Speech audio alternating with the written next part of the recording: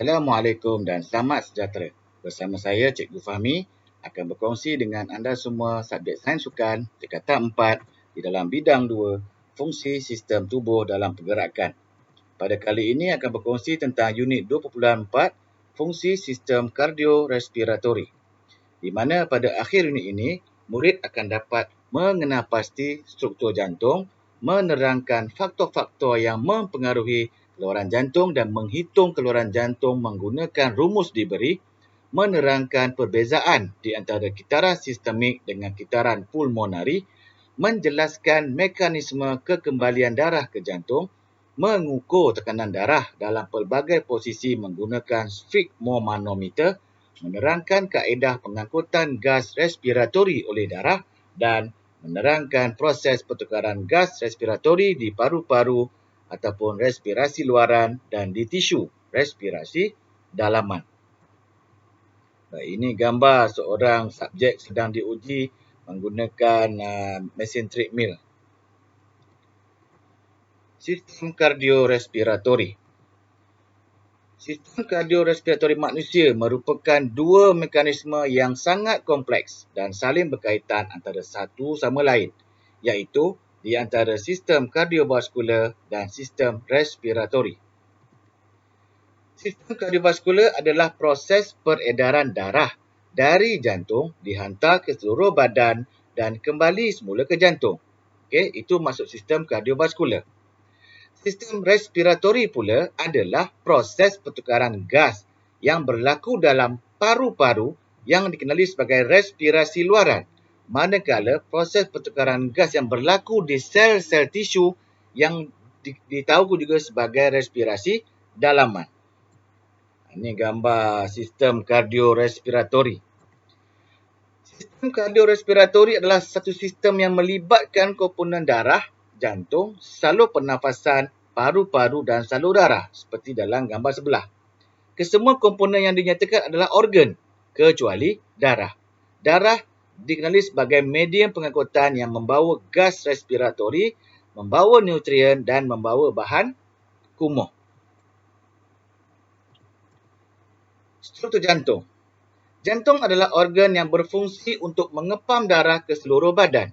Struktur otot jantung terdiri daripada otot kardium yang menguncup secara automatik tanpa kawalan saraf. Penguncupan otot jantung ini dikenali sebagai myogenik. Terdapat 3 lapisan dinding jantung iaitu epikardium, iaitu lapisan paling luar, myokardium, lapisan paling dalam dan endokardium, lapisan tengah. Jantung menghasilkan bunyi loop jab semasa berdenyut. Bunyi loop lebih kuat dihasilkan semasa injap trikuspid dan bikuspid tertutup serentak, iaitu sistolik. Bunyi dup pula dihasilkan semasa injap semilunar pulmonari dan semilunar aorta tertutup serentak ataupun diastolik. Ini struktur jantung kita, anatomi dia. Ada nama-nama di sini. Aorta, arteri pulmonari, vena pulmonari, atrium kiri, injap semilunar aorta, injap bikuspid, injap ventricle kiri. Maafkan saya, ventricle kiri di sini. Septum interventricular, vena cava inferior, ventricle kanan di sini, injap trikuspid, atrium kanan, injap semilunar pulmonari dan vena cava superior. Ingat gambar ini ataupun boleh rujuk di buku teks. Sebab ini saya akan terangkan satu persatu apa fungsi dia. Bersedia? Atrium, iaitu dua bilik atau ruang di bahagian atas yang dipanggil atrium kanan dan kiri. Atrium kanan menerima darah dari vena cava, iaitu darah yang kurang oksigen yang telah digunakan dari seluruh tubuh. Atrium kiri pula menerima darah dari vena pulmonari yang kaya oksigen dari paru-paru. Struktur dinding atrium agak nipis kerana berfungsi sebagai ruangan penerima darah sahaja. Ventricle dua bilik atau ruang di bahagian bawah yang dipanggil ventrikel kanan dan kiri. Ventrikel kiri adalah bahagian penerima darah dari atrium kiri yang kaya dengan oksigen dari paru-paru. Ventrikel kanan adalah ruangan menerima darah yang kurang oksigen dari atrium kanan untuk dipam ke paru-paru semula bagi memperoleh oksigen. Struktur dinding ventrikel kiri lebih tebal kerana berfungsi untuk mengepam darah ke seluruh badan. Septum interventricular. Kedua-dua bahagian jantung ini dipisahkan oleh satu struktur dinding jantung yang menegak. Okey. Injap bikuspid. Injap laluan darah dari atrium kiri akan menolak masuk darah ke ventrikel kiri. Seterusnya, injap trikuspid. Injap laluan darah dari atrium kanan akan menolak masuk darah ke ventrikel kanan. Injap semiluna pulmonari. Terletak di sebelah kanan jantung adalah injap yang memastikan darah hanya boleh mengalir satu arah sahaja, iaitu dari ventrikel kanan ke arteri pulmonari. Injap semiluna aorta. Terletak di sebelah kiri jantung adalah injap yang memastikan darah hanya dapat mengalir satu arah sahaja, iaitu dari ventrikel kiri ke aorta. Aorta, saluran darah yang mengepam darah kaya oksigen keluar dari jantung untuk dihantar ke seluruh badan. Arteri pulmonari, iaitu saluran darah yang mengepam darah kurang oksigen keluar dari ventrikel kanan ke paru-paru. Vena pulmonari, iaitu saluran darah yang mengangkut darah yang kaya oksigen masuk ke atrium kiri dari paru-paru.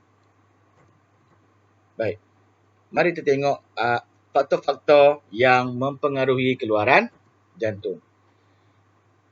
Okey, keluaran jantung dapat didefinisikan sebagai jumlah isi padu darah yang dipam keluar oleh ventrikel kiri ke aorta dalam masa 1 minit.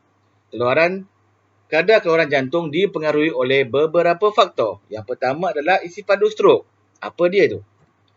Adalah jumlah darah yang dipam oleh ventrikel kiri dalam satu denyutan. Pertambahan isi padu strok adalah disebabkan oleh jumlah darah yang dipam oleh ventrikel kiri dalam denyutan adalah banyak. Pertambahan saiz kaviti ruang ventrikel kiri akibat kesan hipertrofi jantung menyebabkan isi padu strok dapat ditingkatkan. Hipertrofi jantung seperti yang ditunjukkan dalam rajah 2.4.3 berlaku apabila seseorang atlet menjalani latihan kecergasan fizikal secara sistematik dan berterusan dalam satu tempoh yang lama. Lazimnya, atlet yang menjalani program latihan aerobik akan mengalami hipertrofi jantung. Isi padu strok ini disukat dalam unit liter per denyutan. Tengok gambar di sini. Ni kedudukan jantung normal. Okey. Ventrikel kanan di sini, kiri di sini, nampak? Panjang sikit. Bila jantung sudah mendapat hipertrofi, septum ni akan membesar. Okey, dan ruangan ni akan mengecil. Okey, dan ruangan ni akan bertambah sikitlah, besar sikit di sini. Okey. Sebab ni akan dipam ke keluar. Okey. Faktor kedua, kadar denyutan jantung.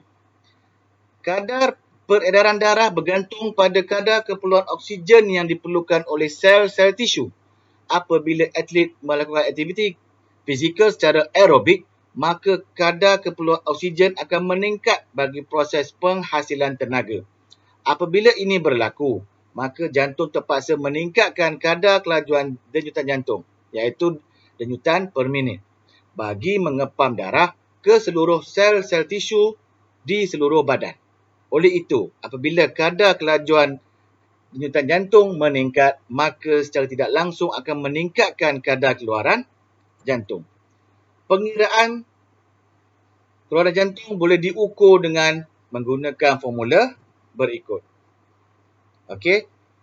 Q di mana keluaran jantung, okey, ml.min -1 sama dengan IS isi padu strok ml per denyut dot denyut minus 1 darab KDJ, kadar denyutan jantung, dan kurungan denyut dot min minus 1, di mana di bawah tu itulah QIS KDJ. Contoh, apabila seseorang atlet berlari mengelilingi trek 400 meter dengan kelajuan yang sederhana selama 10 minit. Okey, maknanya satu pusingan 400 meter trek lari olahraga tu dilari dalam masa 10 minit, maka denyutan jantung telah meningkat sebanyak 130 denyutan seminit DSM. Dan isi padu strok jantungnya yang telah diketahui asal yang sebelum ni adalah sebanyak 70 ml. Berapakah kadar keluaran jantung atlet tersebut dalam masa 1 minit apabila membuat aktiviti tersebut? Okey, ni dia punya formula di sini ada. Okey, ikut jadi QIS darab KDJ. So tadi 70 ml ni denyut dia. Okey, 130 di sini. Darabkan dapat 9,100 ml. Dan ketika untuk apa dalam liter tadi adalah 9.1 liter. Okey. Sistem peredaran darah. Darah kaya oksigen dan darah kurang oksigen ini melalui struktur jantung secara serentak tetapi tidak bercampur. Apabila kedua-dua ruang atrium kanan dan kiri dipenuhi dengan darah serentak, ruangan ini akan menguncup untuk menolak darah masuk ke ruang ventrikel. Apabila kedua-dua ruang ventrikel dipenuhi dengan darah, maka otot akan menguncup untuk menghantar darah ke seluruh badan dari ventrikel kiri dan ke paru-paru dari ventrikel kanan. Begitulah proses tanpa henti yang dibuat oleh jantung kita secara berterusan. Oleh itu, otot jantung juga memerlukan oksigen untuk melakukan proses penguncupan. Sistem peredaran darah ada dua, kitaran sistemik dan kitaran pulmonari. Okey, apa dia? Baik. Sistemik. Kitaran sistemik adalah proses membawa darah kaya oksigen ke seluruh tisu badan dan darah kurang oksigen kembali semula ke jantung. Tengok di sini punca dia. Okey, atrium kiri dia pump ke ventrikel kanan, dia tolak ke aorta, aorta akan keluarkan tolak ke sel tisu tubuh dan masuk balik ke vena cava lalu atrium kanan. Okey.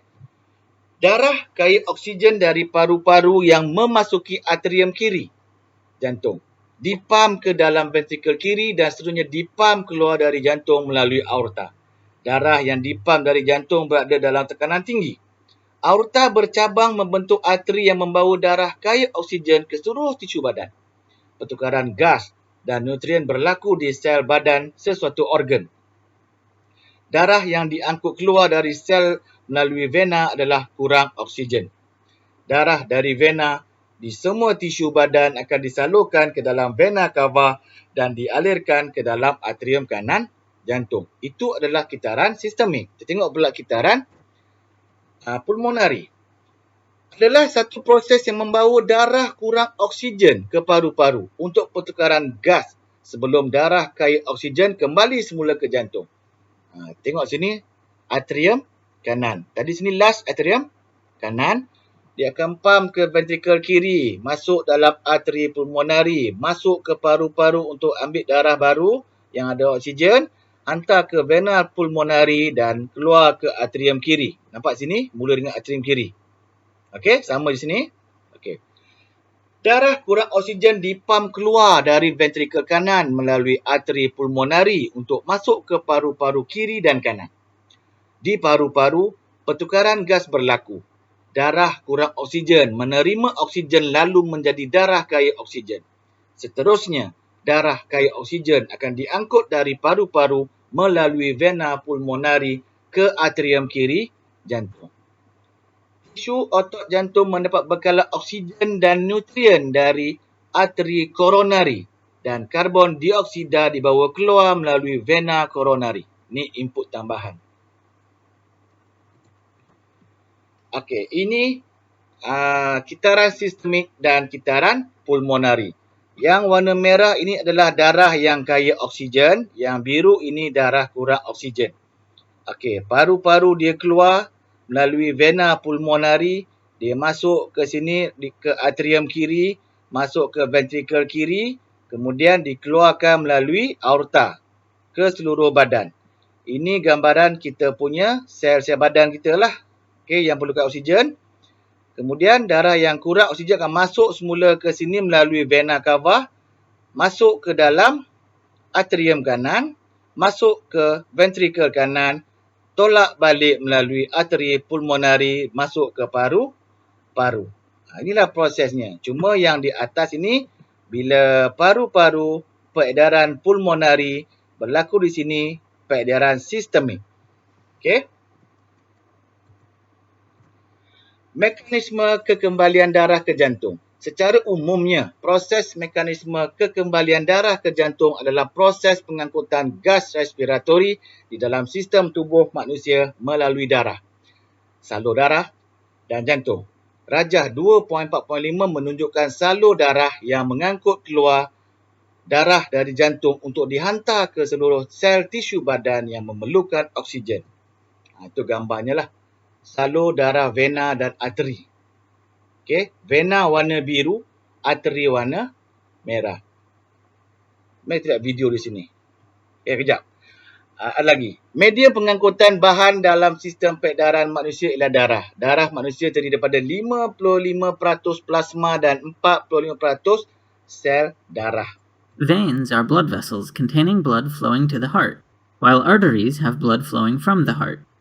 The blue is representative of blood vessels containing deoxygenated blood, while the red blood vessels have oxygenated blood fresh from the lungs.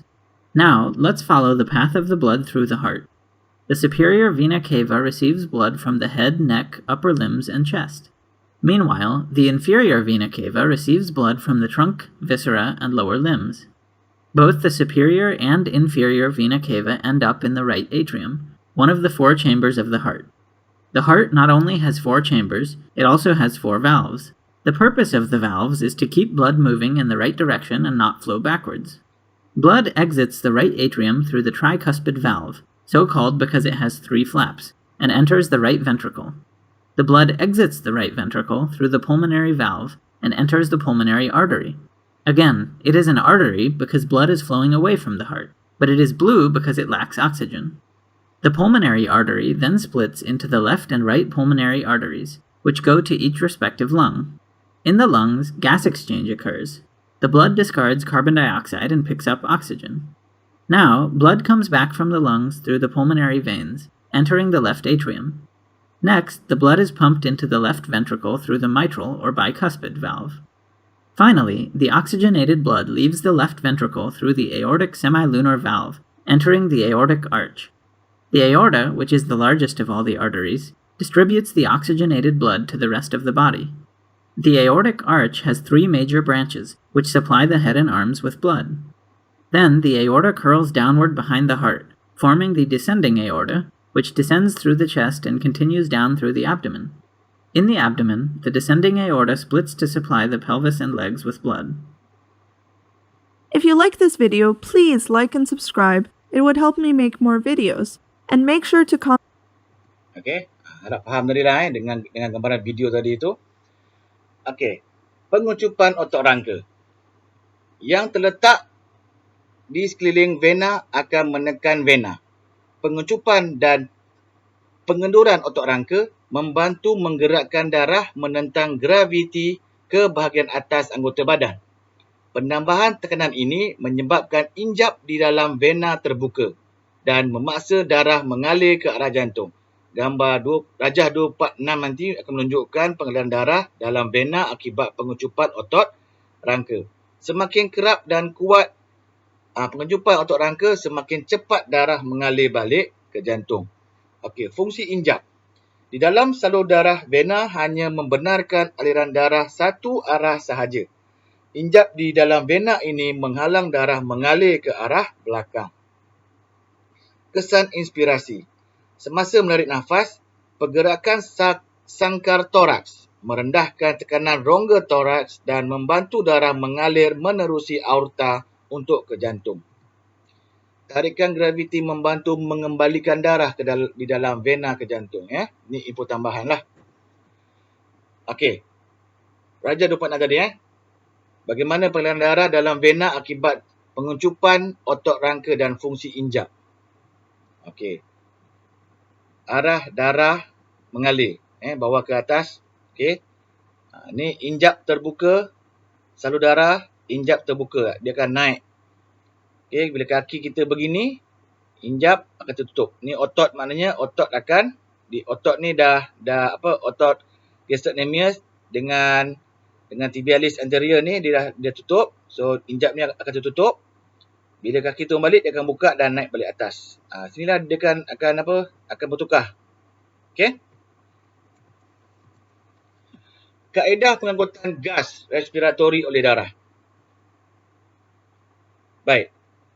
Yang pengangkutan gas respiratori akan mengakibatkan oksigen keluar dari paru-paru ke sel-sel tisu organ badan, manakala karbon dioksida akan dibawa masuk ke paru-paru dan keluar melalui hembusan nafas. Untuk yang warna ungu tu adalah pengangkutan oksigen. Oksigen diangkut di dalam darah apabila oksigen diikat dengan molekul hemoglobin membentuk oksihemoglobin. Oksigen diangkut dalam bentuk oksihemoglobin ke dalam sel-sel tisu organ yang memerlukan oksigen. Yang kuning tu pula adalah pengangkutan karbon dioksida. Karbon dioksida diangkut di dalam darah apabila karbon dioksida diikat dengan molekul hemoglobin untuk membentuk karbaminohemoglobin. Di dalam paru-paru, karbaminohemoglobin terurai dan membebaskan karbon dioksida untuk disingkirkan semasa hembusan nafas. Inilah cara dia. Proses pengangkutan oksigen dan karbon dioksida di dalam badan. Okey, dia pusing.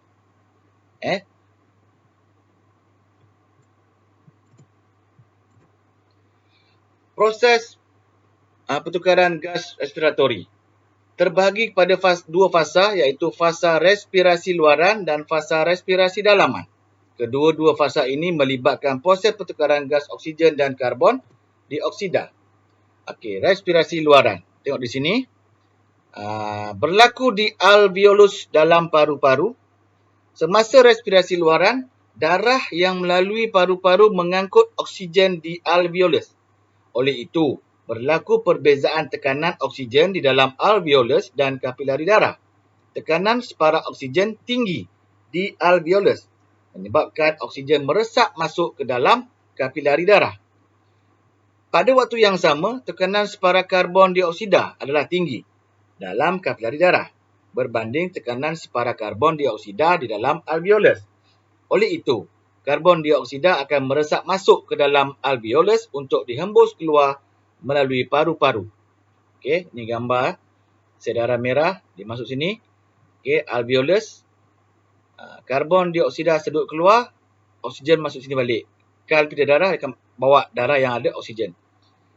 Respirasi dalaman pula, okey, sel darah merah akan hantar oksigen. Ini sel-sel badan.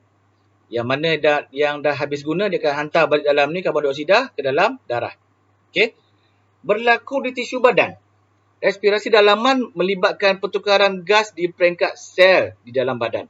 Tekanan separa oksigen dalam kapilari darah lebih tinggi berbanding tekanan separa oksigen di dalam sel. Oleh itu, oksigen akan meresap dari kapilari darah ke dalam sel. Pada waktu yang sama, tekanan separa karbon dioksida tinggi di dalam sel berbanding di dalam darah. Oleh itu, karbon dioksida akan meresap ke dalam kapilari darah dari sel.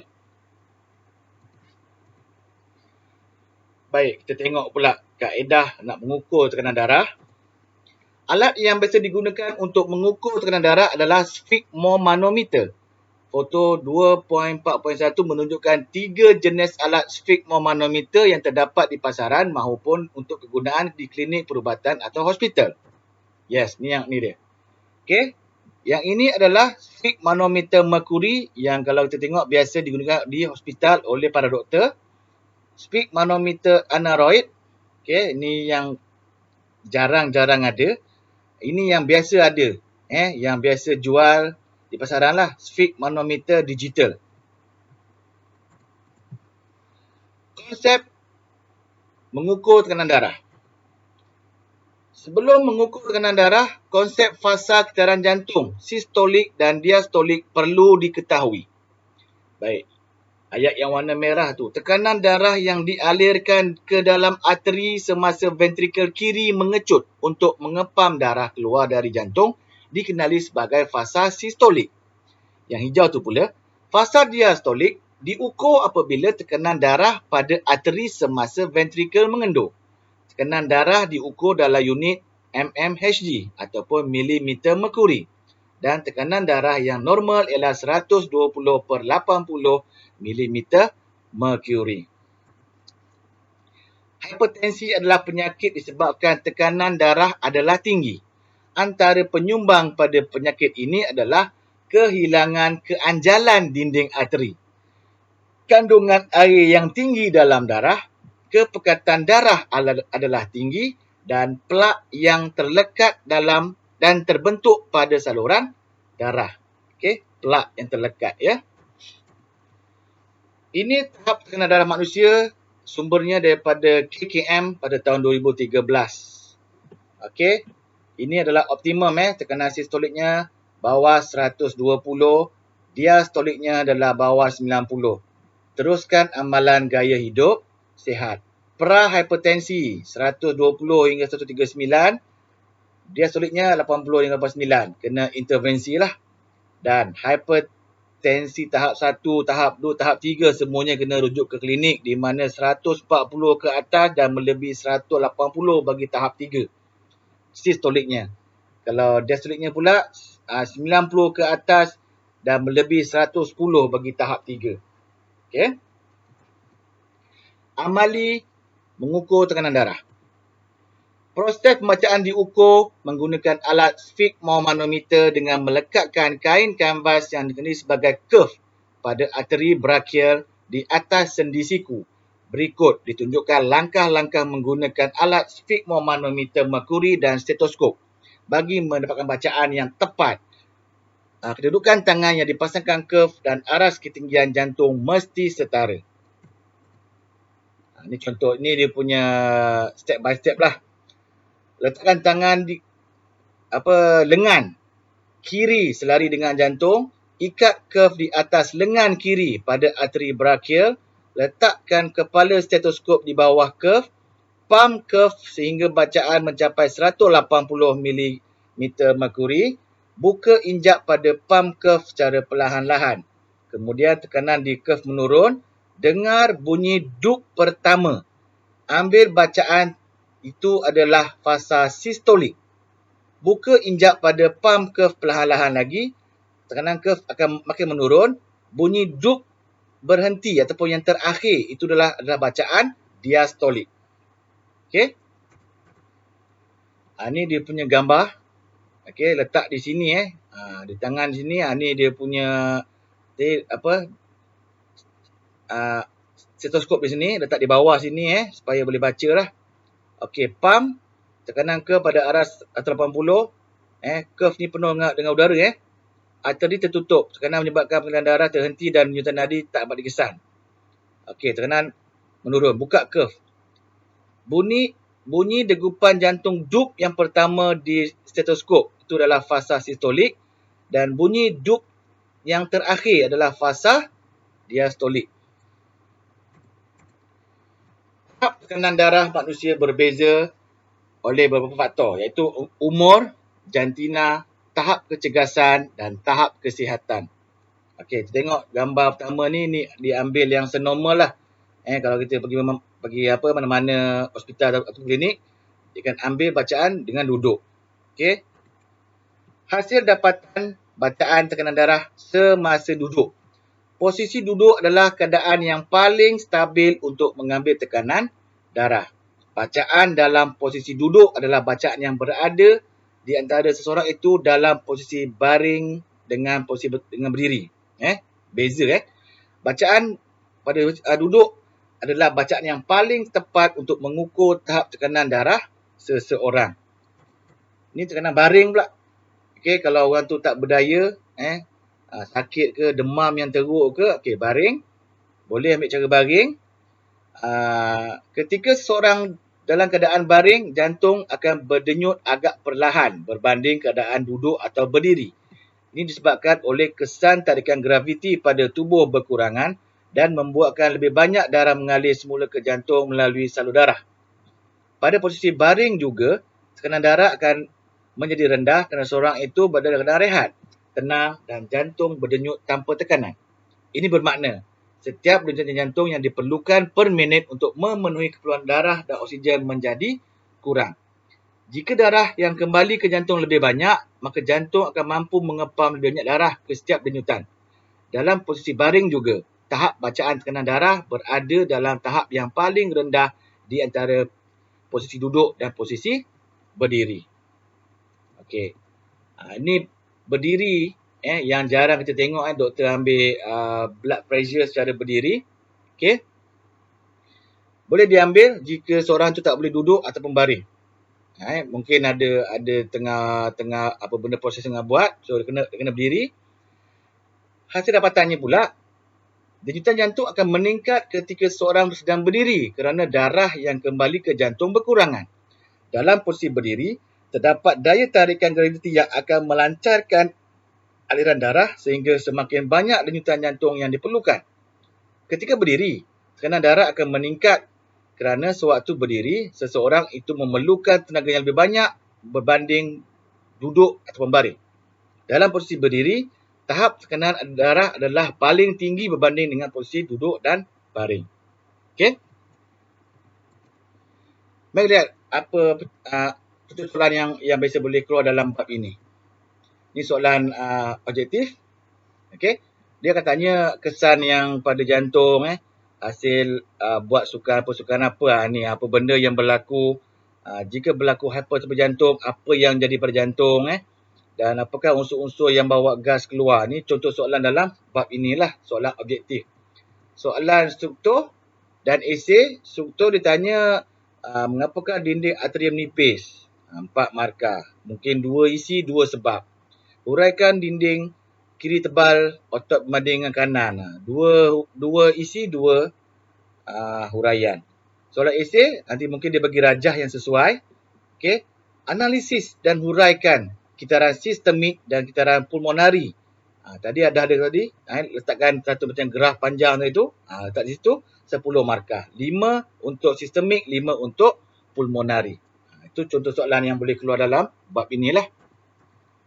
Okey, sekian terima kasih. Jumpa lagi. Bye.